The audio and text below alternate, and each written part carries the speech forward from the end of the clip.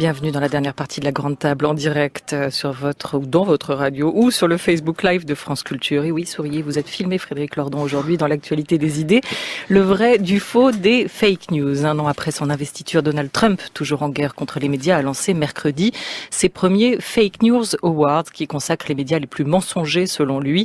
En début de soirée, il avait fait connaître son palmarès. Le lauréat et le Nobel d'économie Paul Krugman, éditorialiste au New York Times, tandis que CNN est couronné 4 fois. Le président américain donc les consacre. Le président français, lui, veut lutter contre. Lors de ses vœux à la presse, Emmanuel Macron a annoncé un futur projet de loi ciblant les fake news en période électorale. Dans le viseur de l'Élysée, les sites et réseaux sociaux, grands pourvoyeurs de fausses nouvelles. L'exécutif sera-t-il demain le régulateur en chef de l'information vérité? Ce projet menace-t-il en partie la liberté de la presse? Le vrai du faux, tout de suite, de notre invité Frédéric Lordon, directeur de recherche en philosophie au CNRS, auteur l'an passé des Affects de la politique, paru au Seuil, qui ressort début février au Point. Collaborateur du Monde diplomatique, qui héberge aussi son blog, La Pompe à Finance. Il y publie ce mois-ci Macron, décodeur en chef, où il dénonce, après celle des géants du net, la mainmise de l'État sur l'information. Et j'ai un peu résumé. Bonjour Frédéric Lordon. Bonjour. On va développer. Pourquoi le terme même de fake news est-il si controversé aujourd'hui? Comment vous définissez les fake news? Écoutez, moi ce que je trouve très intéressant, c'est que cette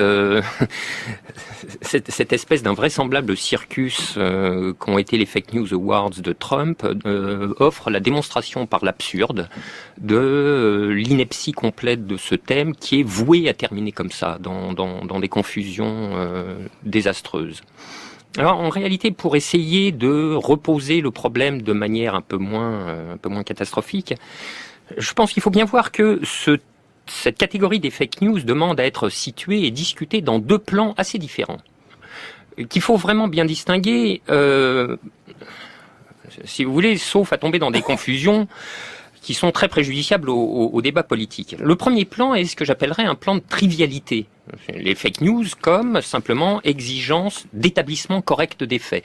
Mais qui pourrait refuser son accord à une évidence élémentaire pareille? Évidemment, le journalisme commence avec l'établissement correct des faits. C'est même une de ses vocations. Donc si vous voulez, cette préoccupation-là doit être infuse dans toutes les organisations médiatiques. Bon, je veux dire, rien à dire. Point suivant de l'ordre du jour.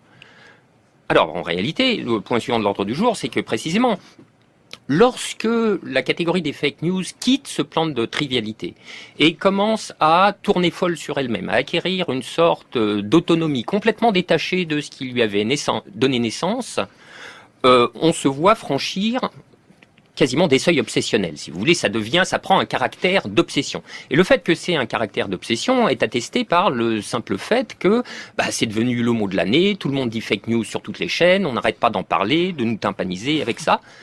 Mais il y a quand même une question à poser, c'est pourquoi faire le mot de l'année avec des choses qui en réalité sont vieilles comme l'espace public, qui sont vieilles comme le débat public.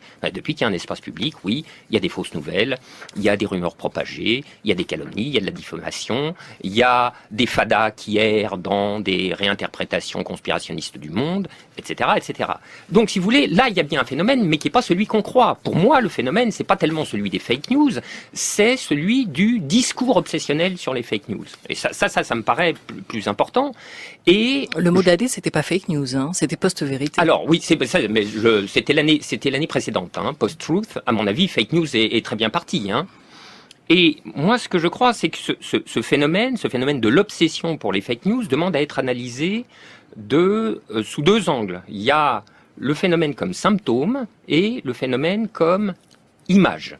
C'est-à-dire, de quoi l'obsession pour les fake news est-elle le symptôme et de quoi l'obsession pour les fake news est-elle l'image, mais l'image renversée. Alors, je dis juste un mot là-dessus parce que je ne sais pas si on aura le temps d'y revenir après, j'y tiens assez.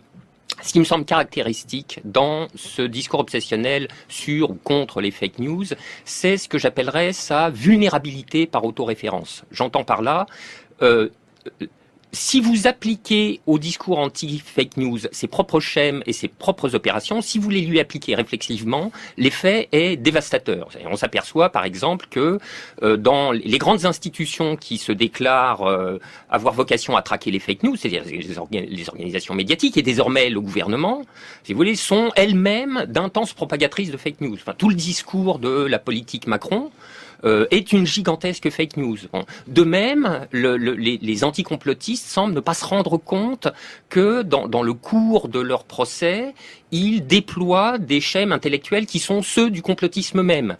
On pourrait même rajouter un troisième thème qui semble très différent, mais qui en réalité est connexe et complète le paysage, qui est celui de la radicalisation. Vous voyez, en voie de radicalisation. Bon. Pardonnez-moi, j'ai un souvenir, c'était un hiérarque socialiste spécialement fâcheux. C'était Jean-Marie Le Guen. Jean-Marie Le Guen, en 2016, avait dit que Cécile Duflot était en voie de radicalisation. Je pense que ça devait être à l'occasion de la loi El Khomri, etc. Mais, pardonnez-moi, mais par quelques mots qu'on prenne la personne estimable de Cécile Duflot, pour la trouver en voie de radicalisation, il faut déjà avoir soi-même franchi quelques seuils dans le processus de sa propre radicalisation. Alors laissons la radicalisation de côté, oui, parce qu'avec les mauvaises ou les fausses nouvelles et avec la question de la vérité, on en a suffisamment à développer. On va passer donc au point suivant du Lordon du jour. Comme vous dites, Frédéric Lordon, cette question de la vérité. Vous nous avez longtemps expliqué que les politiques ne s'occupaient ou ne s'intéressaient plus suffisamment à la vérité. Comment vous regardez le fait qu'aujourd'hui Emmanuel Macron veuille s'en préoccuper, veuille s'y intéresser en envisageant un projet de loi qui ciblerait les fake news, qui pour s'y intéresser aujourd'hui, qui pour réguler cette question-là, est-ce qu'il peut revenir, d'après vous, à l'État de se faire grand fact-checker, juge de la vérité en somme? Oui, comment je le regarde avec une grande inquiétude. Je vais répondre directement à votre question là, mais on pourrait avoir avantage à faire le détour d'une discussion préalable sur les notions mêmes, vérité, post-vérité, etc. Il y a de quoi faire. Et c'est un détour qui, en réalité, serait vraiment utile pour montrer à quel point les bases intellectuelles de tout ce débat sont incroyablement friables. Alors, pour revenir au projet de loi Macron, que voulez-vous que je vous dise ? Ces malheureux décodeurs se plaignent sur les réseaux sociaux que je sois sur leur dos en permanence. Mais je veux dire, c'est pas l'effet de la mauvaise volonté de ma part. Moi, j'ai commencé à m'intéresser à ce thème du moment où il a explosé dans le débat public, et c'était à la suite du combo Brexit-élection de Trump, où on a vu apparaître les premières références à la post-vérité, aux fake news, etc. Depuis lors, on a cessé de voir ce débat mal emmanché franchir des étapes, et il me semble qu'à chaque étape, il faut être là pour le dire, parce que si vous voulez, ça dessine une trajectoire, et une trajectoire qui ne va pas vers le meilleur. Donc la première étape, ça a été, après avoir dit ah là là, il y a de la post-vérité, c'est le monde s'est établi en en arbitre des élégances de vérité. Donc il a créé un propre département qui s'appelle le Décodex et qui a entrepris d'attribuer des gommettes colorées pour les esprits simples qui indiquaient les sites à ne pas fréquenter, ceux dans lesquels on pouvait avoir confiance, etc. Et c'était là déjà un premier pas qui était extrêmement inquiétant et dont on a vu à quelle sorte de dérapage, d'amalgame et d'évacuation il pouvait donner lieu. Le Monde, le grand quotidien du soir, oui, donc voilà, qui a créé cette rubrique des décodeurs, dont vous dites qu'aujourd'hui ces décodeurs réencodent à leur manière aussi l'information. Oui, c'est ça, mais ça c'est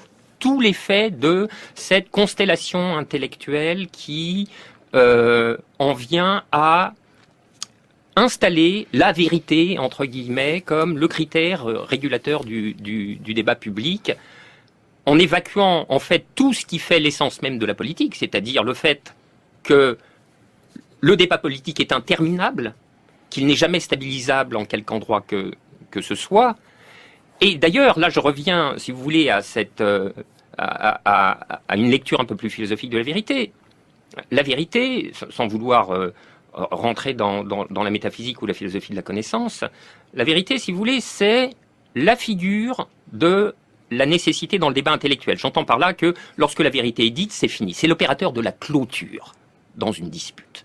L'opposant, le contradicteur, est cornérisé, il est face à la vérité, et une fois que la vérité est dite et qu'il est en face de lui, il n'y a plus d'autre choix que de s'y rendre. Et vous voyez comme cette proposition-là consonne avec une autre qu'on connaît bien, hein, qui est « il n'y a pas d'alternative ». En effet, face à la vérité, il n'y a pas d'alternative de pensée. Et de la même manière que dans les politiques qui se réclament de la vérité, il n'y a pas d'alternative tout court. Vous voyez, donc c'est des opérateurs de fermeture des choix, de fermeture de la discussion, etc. Donc c'est pour ça que c'est intrinsèquement très problématique. Donc juste pour résumer, Antoine, je voulais juste poser la question, si on vous comprend bien, ce journalisme post-politique qui s'attache à vérifier les faits et à mettre en place une vérité, crée de la dépolitisation, en tout cas ne permet pas de recréer un débat politique et démocratique sur des sujets importants. Donc cette réponse à la défiance des lecteurs va ne faire qu'alimenter une nouvelle défiance à long terme. Ah oui, là c'est vraisemblable et c'est là qu'on se situe dans l'analyse symptomale ou symptomatique. Encore une fois, j'insiste, si vous voulez, tous ces thèmes, fake news, post-vérité, etc., demandent à être discutés, non pas séparément et indépendamment les uns des autres, mais en ne manquant pas de voir la constellation générale qu'ils dessinent et les effets politiques qui s'en suivent. Et là, effectivement, si on s'intéresse non pas au phénomène des fake news, mais au phénomène du discours obsessionnel sur les fake news, en effet, il y a lieu de voir le symptôme de quelque chose. Bon, alors de quoi? Mais d'une crise manifeste de légitimité des autorités. Oui. Alors, qu'est-ce qui se passe? Il se passe que les autorités ne font plus autorité. Bon, ça, les autorités n'ont jamais aimé, ne plus faire autorité. Bon, on est dans une situation, après la crise financière de 2008, et tous les effets qui se sont propagés, dont on n'a pas vu le bout, croyez-moi, politiquement parlant notamment, on est dans une situation où la crise d'illégitimité et de discrédit monte de tous côtés et affecte tous les médiateurs autorisés. Donc, gouvernement, représentants politiques, médias, évidemment. Et comment le système... Alors, voilà, le système, c'est le truc qui fait disjoncter, vous voyez, tout le monde. Ah, mais non, il n'y a pas le système, etc. Bon, j'ai pas le temps, mais il faudrait faire des démonstrations que si, qu'il y a des systèmes sans ingénieur système. Vous voyez, c'est juste un peu plus sophistiqué qu'il y a le grand gourou qui tire les ficelles d'un bout à l'autre. Bon, voilà. Du coup, j'en ai perdu le fil de ce que ça tombe bien parce qu'Antoine avait vraiment une question à vous poser, et puis moi, je suis coupé la parole. Effectivement, c'était sur la visée, parce que vous disiez, il n'y a plus d'intermédiaire, et donc le système veut survivre autrement. Voilà. Oui, ça y est, j'ai retrouvé. Oui, mais quand même, est-ce que je profite, puisque je me suis inséré dans la discussion, je profite pour dire, est-ce que ça pose pas tout de même aussi une question un peu difficile de savoir pourquoi est-ce qu'il n'y a plus d'intermédiaire et est-ce qu'on peut vivre sans ces repères, malgré tout, même s'ils sont critiquables, car la disparition des représentants de l'autorité peuvent créer précisément ces situations où on ne sait plus à quel sein se vouer, et il n'y a plus que des rumeurs, on ne sait plus identifier d'où viennent les informations. Oui, puisque j'ai retrouvé mon fil, je vais jusqu'au bout, il est très court, et j'en viens à votre question. La réaction de ce qu'il y a lieu conceptuellement d'appeler le système est évidemment la pire qui soit, mais pour une raison simple qui tient à l'équation intordable dans laquelle il s'est mis. Et cette équation s'énonce ainsi: comment, si vous voulez,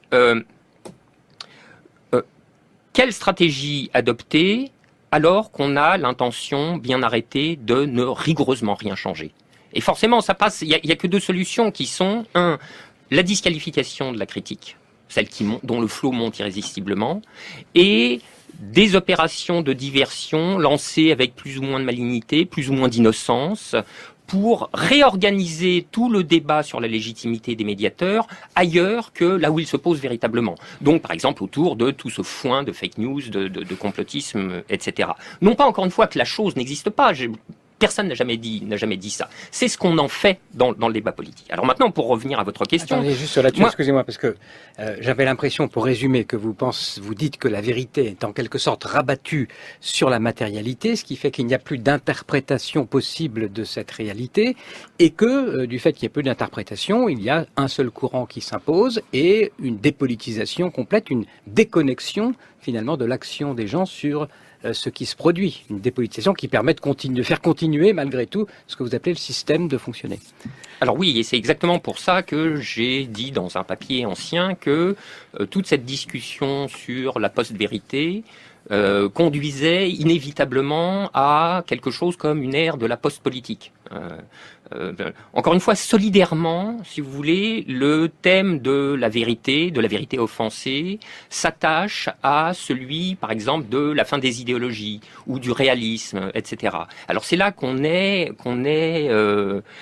effaré, parce que moi je me souviens de discussions, enfin de conversations dans les années 90 où je bataillais, vous voyez, contre cette imbécilité crasse de la fin des idéologies. C'est pas idéologique, non, mais non, moi je suis pas dans l'idéologie, etc., etc. Et puis j'avais cru que ce débat était classé.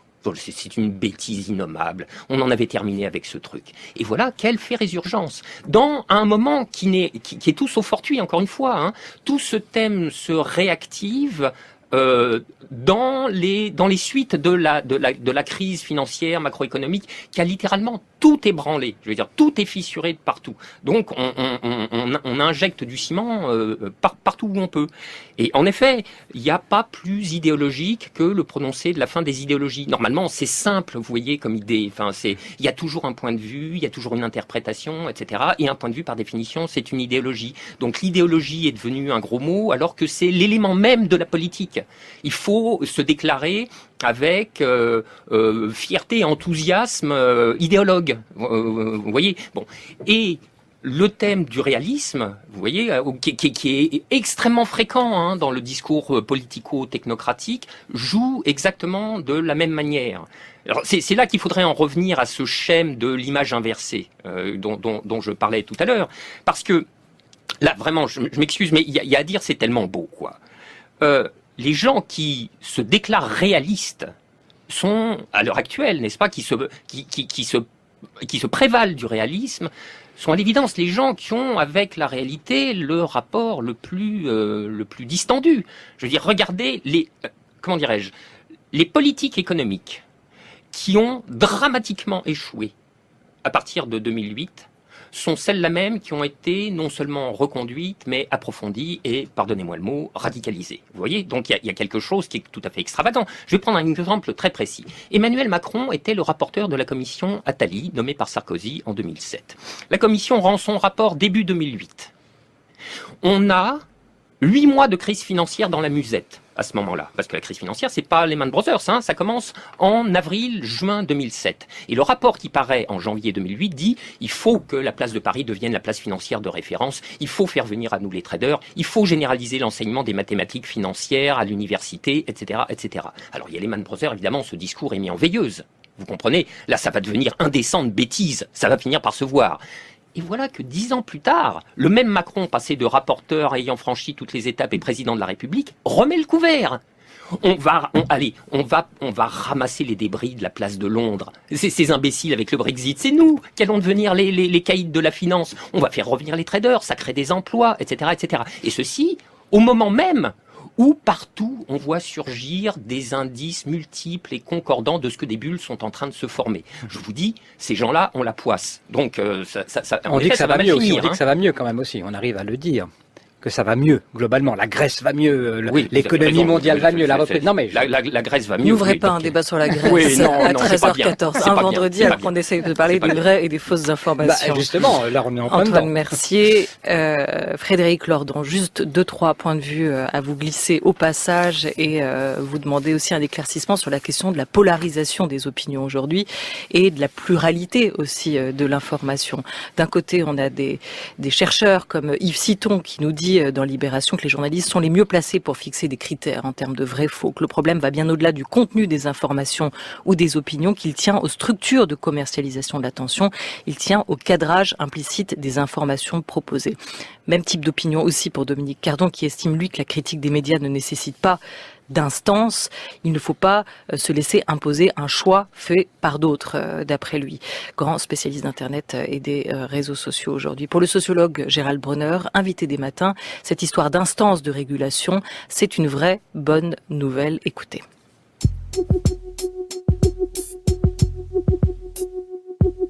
Le problème principal, c'est effectivement celui de la distinction, en fait, de l'esprit critique. C'est la réponse politique à apporter qui serait non liberticide, en réalité. Parce que, précisément, non, on ne peut pas faire confiance à chacun pour trier naturellement, intuitivement les bonnes informations. Pas plus à moi qu'à qui que ce soit.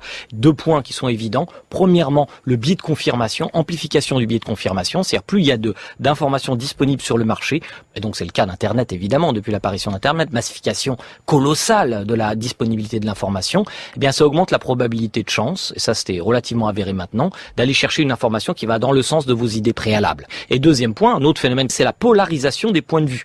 Comme mon cerveau a tendance à me confronter seulement à des informations qui vont dans le sens de mes croyances, et les algorithmes, notamment des réseaux sociaux, ont tendance à m'enfermer dans une fréquentation du même, n'est-ce pas, que ce soit sur Facebook ou sur Amazon même, si vous voulez, si vous achetez tel ou tel livre, vous allez être confronté à des propositions d'achat qui vont un peu dans le sens des livres que vous avez déjà achetés. Là, il n'y a aucune mauvaise intention. C'est juste leur business model qui est ainsi fait. Mais justement, il y a un effet émergent contre-productif qui est que dans cet océan d'informations, on a tendance à constituer des positions d'insularité cognitive et que cela, c'est favorable à des effets de polarisation, c'est-à-dire de radicalisation des points de vue. C'est-à-dire qu'il y a une concurrence à la pureté idéologique. Ah bah toi tu penses ça, ouais, moi je pense ça, mais un peu plus fort que toi, etc. C'est tout à fait humain, mais c'est délétère pour, je dirais, l'atmosphère démocratique. Bon, c'est une vraie fausse bonne nouvelle, en fait, pour Gérald Bronner, l'auteur de La démocratie des crédules. Cette question de la polarisation des points de vue, Frédéric Lordon, mais aussi du mythe de la vérité ou de l'objectivité. Comment s'en sortir? Est-ce qu'il n'est pas là le vrai débat? Ah oui, ça oui, en effet, c'est de ça qu'il faudrait sortir. C'est du mythe de la vérité et de l'objectivité. Il y a une idée qui peuple les imaginaires médiatiques et les imaginaires décodeurs, sans doute, à propos de la vérité, c'est qu'elle aurait pour première propriété d'être absolument virginale. On la représente nue, en général. Alors à ce moment-là, pardon, mais hommage à l'immense Guillaume Barou, mon diplôme, qui a dégoté cette image qui, à mon avis, tue le match iconographique sur le débat de la vérité et de la post-vérité. Donc elle sort nue du puits, puis elle est pas contente, elle a le martinet à la main. Mais évidemment, on ne fait que revenir sur nos pas. C'est ça qui est le poison de la politique par excellence et qui est par excellence également l'opérateur de la dépolitisation. Donc là, ce que nous venons d'entendre là, c'est un magnifique échantillon de ce que j'appellerais la sociologie du marais. Oui, c'est le marais qui règne, n'est-ce pas? Le marais a régné partout dans les médias. Voilà. C'est pour ça d'ailleurs que les médias sont en train de couler, que leur audience s'effondre, qu'on n'y croit plus, etc. C'est quoi le marais? Alors voilà, c'est une notion un peu, c'est une notion un peu délicate. C'est parce que d'un côté, c'est celle qui se prévaut du réalisme, du pragmatisme, de la modération, etc., etc. Mais il faut pas s'y tromper. C'est-à-dire, on associe spontanément au marais des images de mollesse. Vous voyez, c'est François Hollande, c'est Flamby, etc., etc. Mais pas du tout. Il y a une radicalité et une dureté cachée du marais qui rend très pertinente cette catégorie du sociologue québécois Alain Deneau de l'extrême centre. Il y a, pardon, j'en reviens toujours à ce schème de renversement. La lecture renversée, c'est un opérateur très puissant. Je veux dire, les radicalisés ne sont pas forcément ce qu'on croit. Ou plus exactement, quand on parle de radicalisation, il y en a toujours qu'on oublie dans le paysage. Bon, encore une fois, il faut avoir passé des paliers de radicalisation pour, disais-je tout à l'heure, reconduire des politiques qui ont échoué à l'échelle quasiment mondiale. Donc en quoi cette sociologie du marais vous paraît-elle anti-raisonnable, dangereuse d'une certaine manière? Parce que toutes les institutions qui l'incarnent ont fait la démonstration non pas du penser modéré, mais du penser rien. Elles ont fait la démonstration du néant. Bon, donc la question, ça n'est pas penser modéré versus penser radical ou penser polarisé. La question, c'est penser quelque chose. Donc vous qui pensez tout, vous pensez quoi? Pardon? Vous qui pensez tout, vous pensez quoi? Non, moi je ne pense qu'un certain nombre de choses très limitées. D'ailleurs, c'est pour ça régulièrement que je ne veux pas répondre aux questions d'Antoine Mercier dans le journal. C'est des questions sur des choses auxquelles j'ai pas pensé. Bon, alors voilà. Alors je m'écrase. Bon, et si vous voulez, on le voit bien simplement. Qui c'est qui est en train de rafler la mise actuellement dans le paysage dévasté des médias? Eh ben oui, en effet, ce sont les pôles dits de polarisation qui sont en effet des pôles où quelque chose se dit, pour le meilleur ou pour le pire. Bon, alors, qui c'est qui a prospéré? Valeurs actuelles d'un côté, le monde diplomatique de l'autre. Bon, voilà. Alors là, il se dit des choses, vous voyez. Et moi, il y en a qui me sont ignobles parmi ces choses qui se disent, mais je préfère ça à l'anesthésie générale, qui est une fausse anesthésie. Encore une fois, j'y insiste, hein, parce que derrière les anesthésistes, il y a des gens qui ont des projets, des lignes politiques d'une extrême dureté. Explicitons ce qui est dit finalement dans ce projet-là, ce projet du Marais, ce projet d'extrême centre. Qu'est-ce qu'il dit sur le monde? Et qu'est-ce qu'il veut faire croire? Mais alors, il essaye d'en dire le moins possible, précisément. Si vous voulez, c'est ça. Hein. Il faut organiser le néant et le filandreux pour enrober ce qui est véritablement à l'œuvre. Maintenant, ce qui est à l'œuvre, ça parle. C'est assez éloquent. Hein. Je veux dire, c'est... et depuis très longtemps, c'est la reconduction, l'aggravation même des traités européens contre les référendums, c'est des ordonnances sur le code du travail au sortir de la loi El Khomri, c'est une politique de redistribution fiscale, pardonnez-moi, mais d'une obscénité comme on n'en a pas vu depuis très longtemps. C'est toutes ces choses-là. Alors voilà, en termes marxistes sommaires, mais c'est ça le propre de l'époque, si vous voulez, c'est qu'un marxisme sommaire passe analytiquement comme un chef sur l'époque, comme un chef. Hein. En termes marxistes tout court, donc, c'est le service du capital. Et ça se fait, ça se conduit, ça se poursuit d'une manière extrêmement déterminée et d'une main de fer. Quelle place pour l'État? On peut quand même juste terminer sur ce point. Dans ce débat, est-ce que l'État a raison, d'une manière ou d'une autre, d'essayer de se mettre dans cette course à la vérité? Est-ce que l'État a un rôle à jouer dans cet ordonnancement du vrai et du faux? Ouais, la première partie de votre question était presque rhétorique, c'est-à-dire la poser, c'est y répondre. La place de l'État est hors d'ici, enfin tout simplement. Si le contrôle de la vérité est successivement livré à des décodeurs à gommettes, des géants de l'industrie numérique et à une sous-direction du ministère de l'Intérieur ou du parquet, c'est la fin des haricots, c'est tout.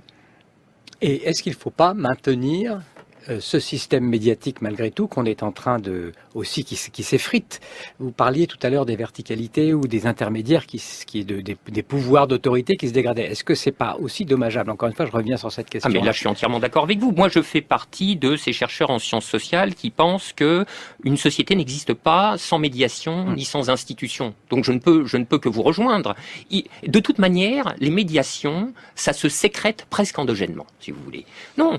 Donc, les termes du débat ne sont pas antinomiques des médiations ou pas de médiation. C'est toujours la question des formes. C'est quel type de médiation voulons-nous?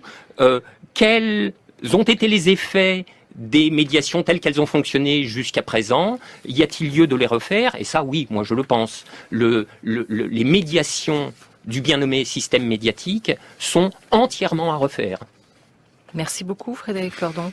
On peut aller lire vos papiers sur votre blog, si on le souhaite, dont Macron, décodeur en chef, le dernier mise en ligne sur le sujet sur votre blog La Pompe à Finance, et bien d'autres qui sont parus précédemment également dans les pages du Monde diplomatique où vous signez régulièrement et participez donc à quel type d'information polarisée, radicalisée, en tout cas une vraie fausse ou fausse vraie information. Sérieusement, merci.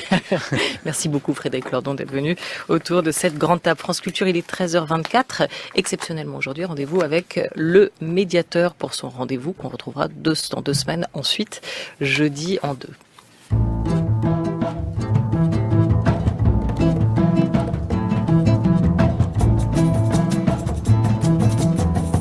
La grande table, le rendez-vous du médiateur. Exceptionnellement, un vendredi. Aujourd'hui, les auditeurs vous questionnent à propos des temps de parole et du parti pris. Bruno Denès, bonjour. Bonjour Olivia Gesbert, bonjour à tous. Alors pour leur répondre, Frédéric Barrère, directeur de la rédaction, et Guillaume Erner, producteur des Matins de France Culture. Bonjour à vous deux. Bonjour. Bonjour Bruno. Alors tout d'abord, Frédéric Barrère, parlons du temps de parole politique. Sur France Culture, la parole du gouvernement serait-elle trop présente ou à l'inverse, celle de la France insoumise? Dans les deux cas, bien opposés, faut le dire, des auditeurs le pensent et nous l'écrivent. Alors un éternel sujet de mécontentement avec les militants de tous bords, souvent intolérants lorsqu'il s'agit d'écouter un avis différent du leur. Mais entend-on trop de ministres et les élus de La République En Marche sur France Culture? Alors, trop, on aurait même dû les entendre plus. Si on se conforme aux règles du temps de parole du CSA, le Conseil supérieur de l'audiovisuel, en vigueur jusqu'au mois dernier. Prenons l'exemple d'avant-hier mercredi. Et la décision d'abandonner la construction de l'aéroport de Notre-Dame-des-Landes, c'est vrai que l'on a beaucoup entendu le Premier ministre Édouard Philippe, c'est normal, c'est lui qui annonce la décision et donc on l'entend. Alors ce qui peut aussi renforcer peut-être le sentiment de certains auditeurs qui estiment qu'on donne trop la parole à la majorité, c'est que nous aussi journalistes, dans nos papiers, dans nos explications, nos éditoriaux, nos reportages, on reprend dans nos voix les informations données par le gouvernement ou les députés de la majorité, mais parce que c'est la majorité qui le plus souvent donne le là de l'actualité. C'est de l'information. Voilà, c'est de l'information. C'est vrai, en plus, ils sont très très actifs et qu'ils occupent le devant de la scène. C'est vrai avant, c'est vrai maintenant, ça sera vrai après. Mais il y a des règles auxquelles on est obligé de se conformer, Bruno. Alors, il faut le dire aussi, avec l'élection d'Emmanuel Macron, il y a aussi les codes gauche-droite qui ont été cassés, sans compter que dans certains partis dits d'opposition existaient des soutiens au gouvernement. Alors, comment s'y retrouver pour les équilibres sur l'antenne? Oui, comment on y retrouve ces petits? Exactement. Effectivement, c'est un chamboule-tout du paysage politique. Les partis classiques ont éclaté, ils se sont scindés avec des courants, de nouvelles formations sont apparues au PS, chez les Républicains, au Front National. Alors ça, c'est l'ancien monde du temps de parole politique qui a volé en éclats. Alors justement, vous l'évoquiez tout à l'heure, depuis le 1er janvier, le CSA impose un nouveau système de comptabilité des temps de parole. Quels sont, grosso modo, les changements? Alors voilà, donc avec les nouvelles règles du temps de parole en vigueur depuis 19 jours, il n'y a plus de majorité et d'opposition. Ça, c'était ce que l'on comptait avant. C'est classique. Majorité-opposition, c'est fini, ça, il faut bien le comprendre. Désormais, il y a l'exécutif et les partis. Alors l'exécutif, c'est bien sûr le président de la République, ses conseillers, le gouvernement bénéficient d'un tiers du temps de parole et les partis, toutes les formations politiques qui doivent bénéficier des 2 tiers du temps de parole sur 1 heure de parole politique. L'exécutif à 20 minutes, les partis 40. La subtilité, et c'est comment on équilibre alors entre les partis. Ça, c'est le nouveau monde politique depuis le 1er janvier, parce que, en tout cas pour le CSA, parce que il y a le PS, mais il y a aussi Génération, il y a les Républicains, mais il y a aussi les Constructifs, il y a le FN, mais il y a aussi les Patriotes, il y a la France Insoumise, et puis il y a aussi les Verts, et puis il y a aussi le PC, et puis il y a aussi le MoDem. Alors on doit tenir compte de plusieurs facteurs. Le résultat des dernières élections, le nombre d'élus, l'importance des groupes parlementaires, bien sûr les sondages. Certains partis sont effectivement plus actifs que d'autres, mais ce qui est important, c'est que tous les partis aient du temps de parole, parce que c'est la démocratie. Alors, à propos de temps de parole, des auditeurs se sont insurgés contre la matinale de mardi consacrée au dossier de Notre-Dame-des-Landes. Un parti pris délibéré en faveur des opposants à l'aéroport, nous dit Philippe. Marie ajoute beaucoup de complaisance à l'égard des zadistes et de leur occupation. Et Eric résume le sentiment partagé. Pas d'équilibre de l'information, seuls les opposants à l'aéroport ont pu s'exprimer. Alors Guillaume Erner, pourquoi ce parti pris ? On a réfléchi à ce que l'on pouvait faire à ce sujet et on s'est dit que finalement ce qui était intéressant, c'était d'entendre la parole des zadistes. Et je l'ai répété, j'ai dit que cette parole, elle serait effectivement entendue par les auditeurs et que chacun se ferait son opinion, favorable ou défavorable. Et j'ai repris dans ma voix la totalité des arguments contre leur mouvement, autrement dit en faveur de l'aéroport. La totalité de ces arguments ont été invoqués devant ces zadistes, devant ces agriculteurs, et donc ils ont pu répondre.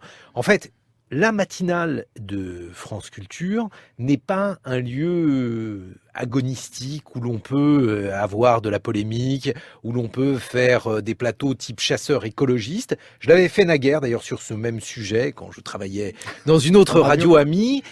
Ça s'était très mal passé sur le plateau. Il y avait les opposants et ceux qui étaient favorables à l'aéroport de Notre-Dame-des-Landes. Ça s'était terminé en pugilat. Il était impensable de faire cela aujourd'hui. Et je me suis dit qu'effectivement, ce qu'il y avait, si vous voulez, de plus prégnant aujourd'hui, c'était ce mouvement qui devait être appréhendé comme un mouvement social. Et encore une fois, les auditeurs ont tout à fait la possibilité d'être très hostiles à ces gens ou bien de les entendre uniquement pour se faire leur opinion. Donc c'est un point de vue que j'ai pleinement assumé. Je l'ai dit d'ailleurs dès l'introduction de l'émission. Alors il y en a certains aussi qui disent pourquoi n'avoir pas enregistré et diffusé des partisans de la construction du nouvel aéroport ? Eh bien, tout simplement parce que, encore une fois, j'ai repris ces arguments dans ma voix. C'est-à-dire, je leur ai dit, voilà, par exemple, il y a eu un référendum. Ils m'ont dit, bah non, pour nous, c'est pas un référendum, c'est une consultation. Je leur ai dit, mais il y a des nuisances pour les habitants de Nantes. Bref, toutes ces questions-là, si vous voulez, je les ai reprises, je les ai mises dans ma voix. Et donc, dans un souci d'efficacité et d'équilibre, c'est plus... oui, mais surtout, je voulais avoir leur point de vue là-dessus, alors que lorsque j'avais fait, encore une fois, cette émission avec les pour et les contre, le débat est complètement pollué par toute une série d'artifices rhétoriques qui fait que ça produit du bruit, et je sais que sur France Culture, le bruit, on n'aime pas ça. Merci Guillaume Erner, on vous retrouve donc lundi à 7h pour les matins de France Culture. Merci Frédéric Barrère, directeur de la rédaction. Et merci à vous, Bruno Denas. Rendez-vous jeudi, pas la semaine prochaine, celui d'après, cette fois-ci. Et en attendant, les auditeurs peuvent vous écrire sur le site ou à l'adresse médiateur.radiofrance.fr. médiateur.radiofrance.fr. Merci à tous. Et un énorme merci à toute l'équipe de la Grande Table pour cette semaine belle et intense à réécouter si vous le souhaitez sur franceculture.fr. Merci à Anthony Thomasson qui était avec nous aujourd'hui. Juste un petit mot pour vous indiquer que si vous le souhaitez, vous pouvez vous rendre écouter l'Esprit public en direct du studio 105 ce dimanche autour du féminisme et du Brexit. Mais pour ce faire, vous devez vous inscrire sur le site de la Maison de la Radio immédiatement. Voilà, très belle journée à tous, très bel après-midi et bon week-end.